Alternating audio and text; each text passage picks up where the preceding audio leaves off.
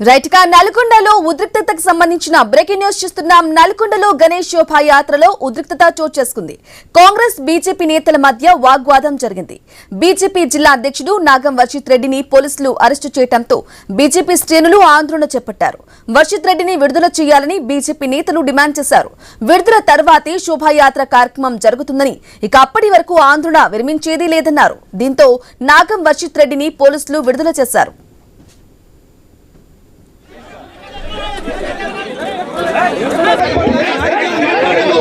Thank you sir. ఇది ఎవరు కూడా ఆవేశానికి గురికావాల్సిన అవసరం లేదు.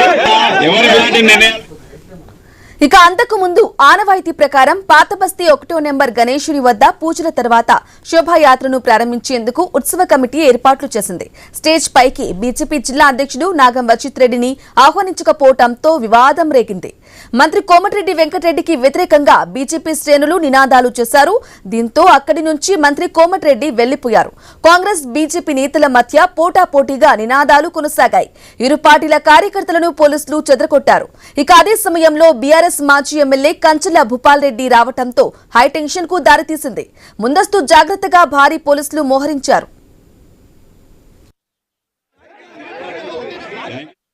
ఇక శోభాయాత్రలో తీవ్ర ఉద్రిక్తత చోటు చేసుకుంది. ఇదే విషయానికి సంబంధించి లేటెస్ట్ అప్డేట్స్ అందించడానికి మా ప్రతినిధి కిరణ్ అందిస్తారు. కిరణ్, బ్రాహ్మణి నల్గొండలో గణేష్ శోభాయాత్ర సందర్భంగా ఉద్రిక్త వాతావరణం అయితే నెలకొంది. ఆనవాయితీ ప్రకారం నల్గొండ పాత బస్తీలోని 1వ నెంబర్ గణేష్ విగ్రహం వద్ద పూజలు చేసిన అనంతరం శోభయాత్ర జరుగుతుంది. అయితే ఈ నేపథ్యంలోనే అక్కడికి పూజలకు ఇటు కాంగ్రెస్ అదేవిధంగా బీజేపీ నేతలు పెద్ద ఎత్తున చేరుకున్నారు. మంత్రి కోమటిరెడ్డి వెంకటరెడ్డి కూడా ముఖ్య అతిథిగా హాజరయ్యారు. అక్కడ పూజల అనంతరం కూడా పట్టణం అంతా కూడా గణేష్ శోభయాత్ర జరగనుంది. ఆ నేపథ్యంలోనే బీజేపీ జిల్లా అధ్యక్షుడు నాగం వర్షిత్ రెడ్డిని స్టేజ్ పైకి ఆహ్వానించకపోవడంతో బీజేపీ శ్రేణులు అభ్యంతరం వ్యక్తం చేశారు. మంత్రి కోమటిరెడ్డి వెంకటరెడ్డికి వ్యతిరేకంగా నినాదాలు చేసినటువంటి నేపథ్యంలో అక్కడ ఉద్రిక్త వాతావరణం అయితే నెలకొంది. దాంతో బీజేపీ జిల్లా అధ్యక్షుడు నాగం వర్షిత్ రెడ్డిని పోలీసులు అరెస్ట్ చేశారు.